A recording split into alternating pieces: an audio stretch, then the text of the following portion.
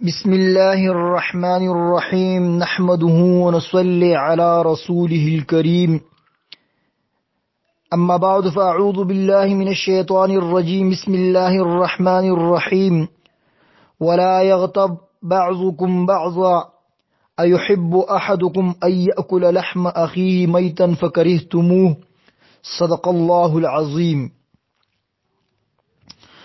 قرآن پاک کی اس آیت میں اللہ جل شانہ فرماتے ہیں کہ ایک دوسرے کی غیبت مت کرو، کیونکہ یہ ایسا برا عمل ہے جیسے اپنے مردار بھائی کا گوشت کھانا۔ کیا تم میں سے کوئی اس کو پسند کرتا ہے کہ اپنے مردار بھائی کا گوشت کھائے؟ تم اس کو بہت برا سمجھتے ہو، لہذا جب تم اس عمل کو برا سمجھتے ہو تو غیبت کو بھی برا سمجھو۔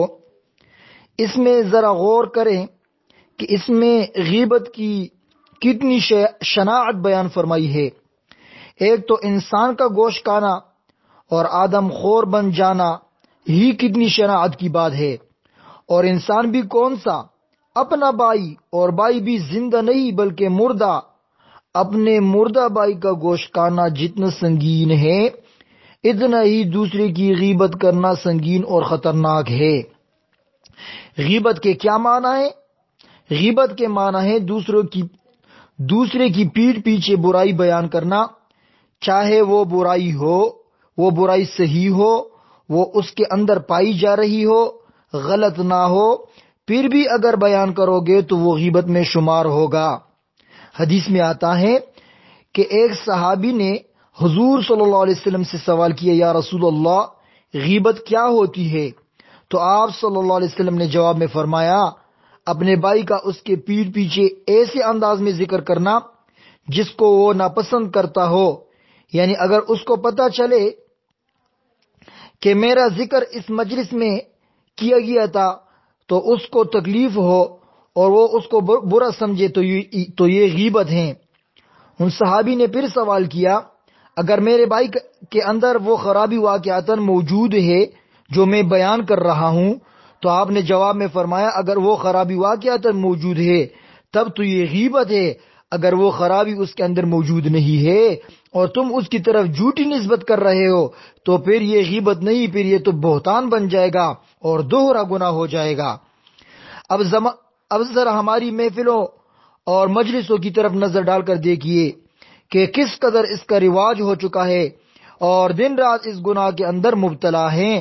اللہ تعالی ہماری حفاظت فرمائے، آمین۔ بعض لوگ اس کو درست بنانے کے لیے یہ کہتے ہیں کہ میں غیبت نہیں کر رہا ہوں، میں تو اس کے منہ پر بھی یہ بات کہہ سکتا ہوں۔ مقصد یہ ہے کہ جب میں یہ بات اس کے منہ پر کہہ سکتا ہوں تو میرے لیے یہ غیبت کرنا جائز ہے۔ یاد رکھو، چاہے تم وہ بات اس کے منہ پر کہہ سکتے ہو یا نہ کہہ سکتے ہو، وہ ہر حالت میں غیبت ہے۔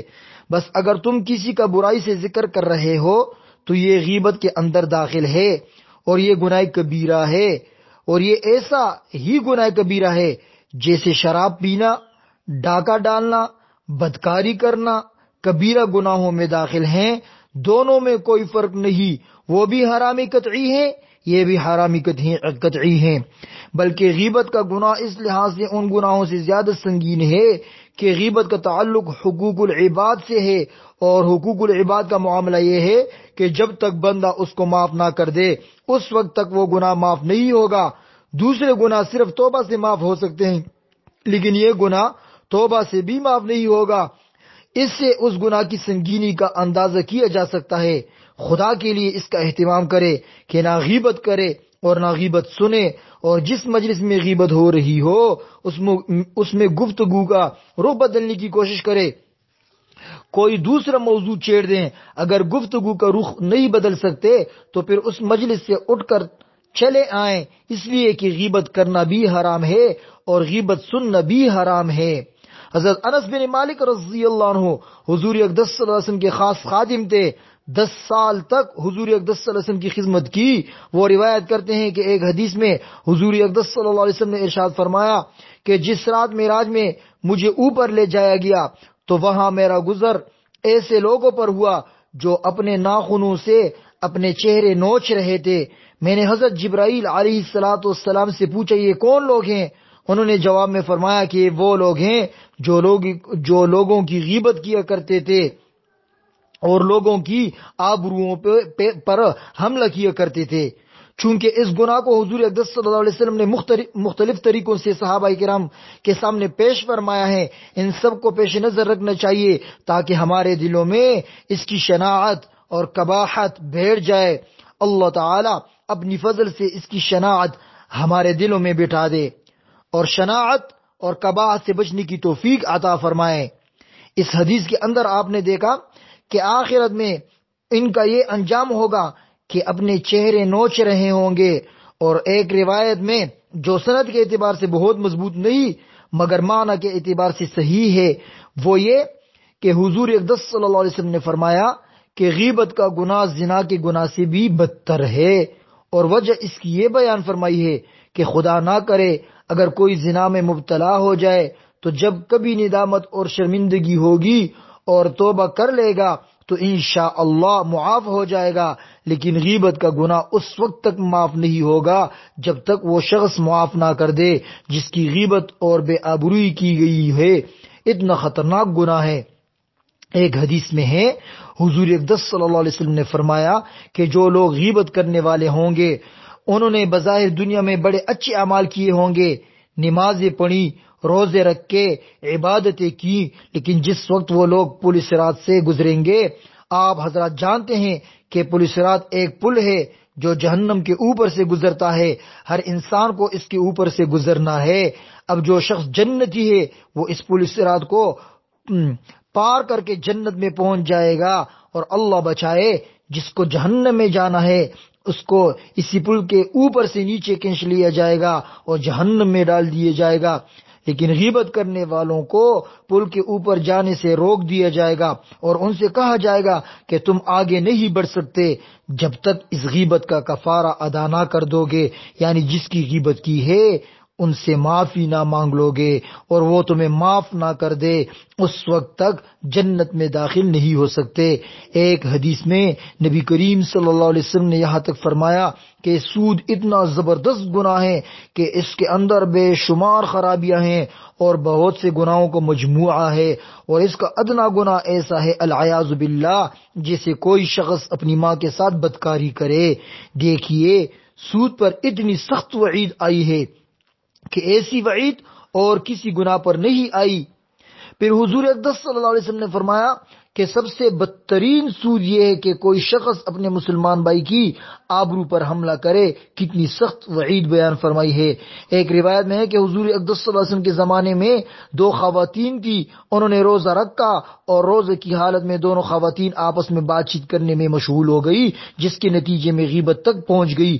کسی کا ذکر شروع ہوا تو اس کی غیبت بھی شروع ہو گئی۔ تھوڑی دیر بعد حضور اقدس صلی اللہ علیہ وسلم کی خدمت میں ایک صاحب آئے اور آ کر بتایا کہ یا رسول اللہ ان دو خواتین نے روزہ رکھا تھا مگر اب ان کی حالت بہت خراب ہو رہی ہے اور پیاس کی وجہ سے ان کی جان لبوں پر آ رہی ہے اور خواتین مرنے کے قریب ہیں۔